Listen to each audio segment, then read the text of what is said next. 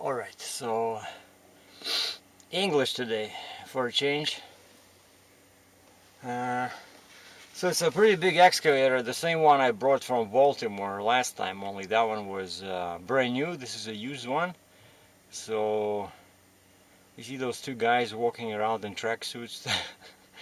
They're the sellers. So basically they deal in used machinery, and they sold this at an auction, but instead of moving it to the auction site, you know, and then paying someone to move it again, they just hired someone like us to move it directly from the work site. And this is a northwest suburb of Toronto called Brampton. See, everything's new, and I was looking at these plywood houses on the left, and Jesus, now that's what they charge $200,000, $300,000, $400,000 for. Well, wait a second, this is near Toronto, so it's probably like $500,000 for something made out of plywood. You can see houses on the left, that's what they look like, right? Brand new houses, 2-story, and they just use what, some beams, and then they put that stupid plywood, and then they just cover it with something that looks like bricks, but they don't use any bricks. So in case of a strong wind, all these houses will just fall over. But anyway, so it turns out I prepared my yeah, and this is 330 Cat 330 DL, like the older model, and the tracks were pretty wide, so that's why I use my outrigger boards to make it safer. And now I go inside, yeah, and these guys say, oh, we know you know how to drive this, right? I said, wait a second, you bought this machine, you don't know how to drive it. And he said, yeah, I should probably take some courses. I think, yeah, you should, you know, you buying, selling excavators, probably you should know how to operate them, just in case. But I said, well, I know, but I said, I operated a new one, but I look inside, the controls are the same. And then I climb inside, and there's no key. And they start calling the seller. Like, what the basically heck, where's the key? Oh, he took it.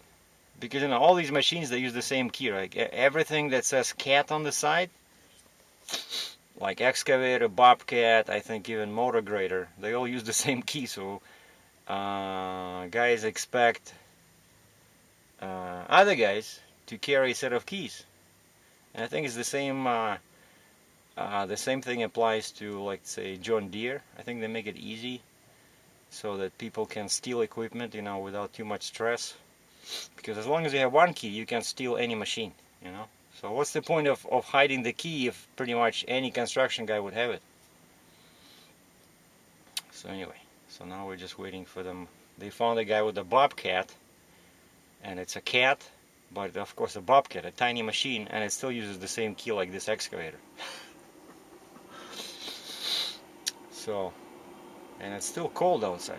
Even though it's like -2 or like 28 Fahrenheit, but it's windy, and I better get a respite here, because of course now you'll see Uncle Sergei loading this baby.